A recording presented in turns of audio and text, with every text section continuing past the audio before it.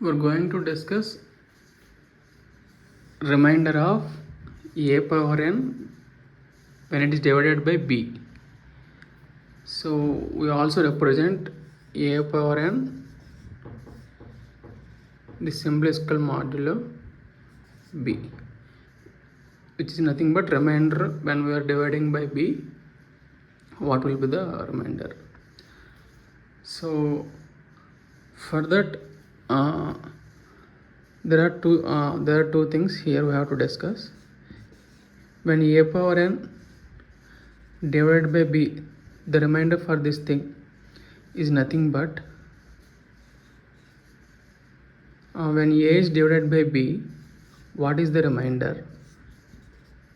That thing power n by b. Again, this is nothing but we can say if when a divided by b, if the remainder is r1, then r1 power n, and compute the r1 power n and find the remainder with the b. This is the first step. And one more thing, second thing is like a power n, when we are doing a square, a cube, like that, we will get r1, r2. When a is divided by b, the remainder is r1. When a square is divided by b, remainder is r2, like that r3.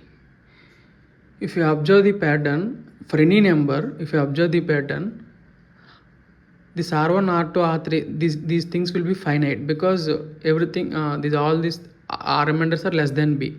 So at some point again the r1 will come here, at some point, a power k or something. Again the pattern will repeats. This thing we have to observe for a lot of examples, and why this pattern is repeated, that thing also had a proof. We won't discuss in our right now lecture. Okay, so if it is so based on that, the remainder for a power n when it is divided by b is nothing but r1 power n when it is divided by b, where r1 is the a divides b ka remainder. Okay, from the second observation, if the after k times, again the pattern is repeated, that thing they have observed. From that, what they can do, r1 power n by remainder k, what is the remainder for this thing is nothing but remainder for this thing. That's what they are doing. Let's say n remain when n divided by k, the remainder will be r2, then r1 by r2, r1 power r2 divides b. What the remainder for this is equal to ia power n divides b, the remainder for that. This is what they are doing. For the simple sake, let's take an example.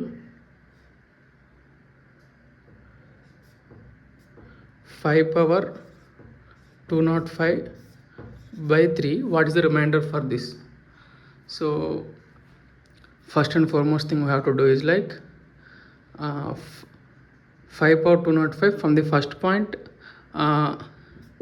this is nothing but 2 power 205 by 3. Remainder for this thing is same as remainder for this thing. And the second thing is like we have to compute the k from observing the pattern. Let's say 2 power 205, right? 2 power 1 is 2, which remainder when we are dividing by 3, the remainder will be 2. 2 square is 4, when we are dividing by 3, remainder is 1. 2 cube is 8, remainder by 3, remainder is 2. So k length here is 2. So we can write this further as 205 by 2. What will be the remainder? 1. So 2 power 1 by 3.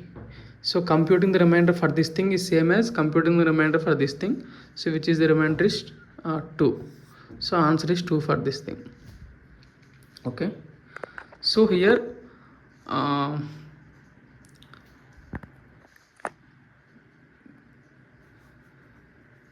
so we have to understand how it works by simple explanation.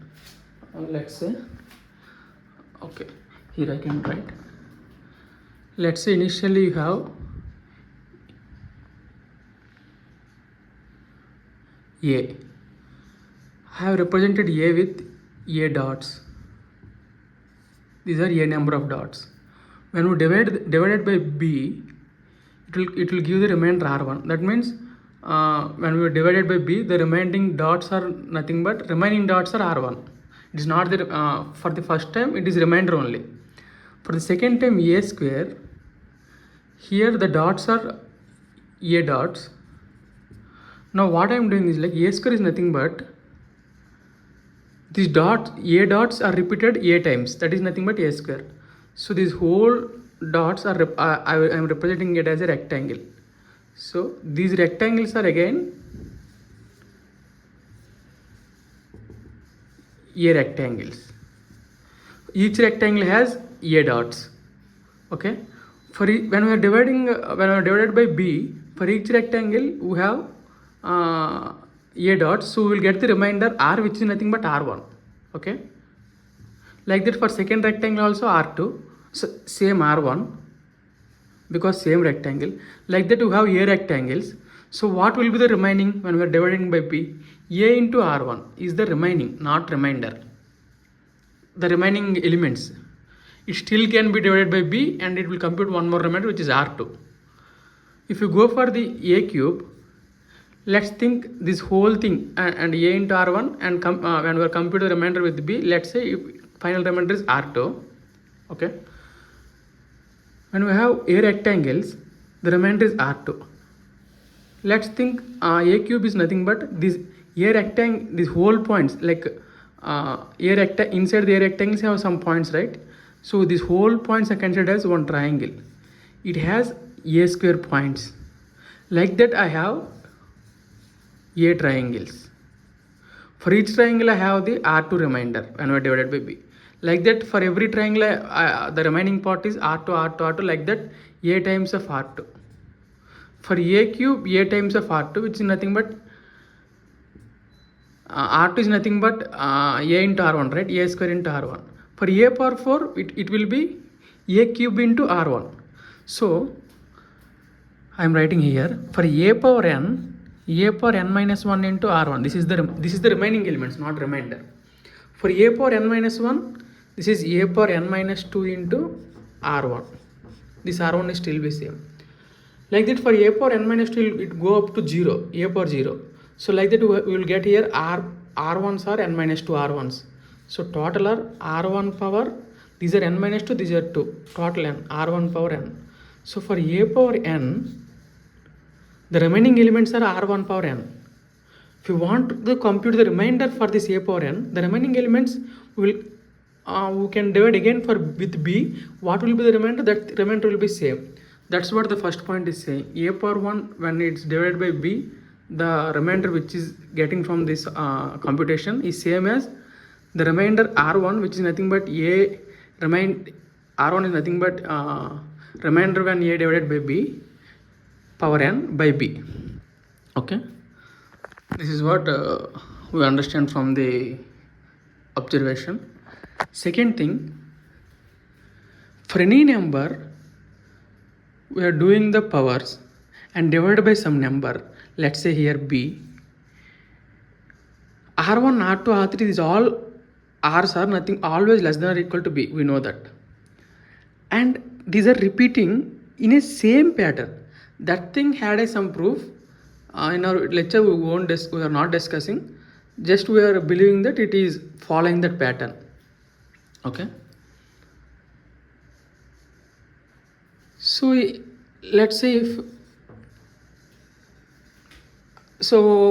from here to here we get R1 is always less than B, right? So R1 power n by B, I mean remain modulo b, r1 power n modulo b. So r1 power n modulo b matlab means at this equation is saying that a power 1 ka remainder r1 and a power k plus 1 ka remainder also same. So from that r1 power n has some remainder when we are dividing by b, and r1 power n by k will remain something, right? That remainder is nothing but this remainder. So that's why r1 power n remains modulo k by modulo b. This is the final thing. So from all these things we can write a simple equation, and a power n modulo b is nothing but a modulo b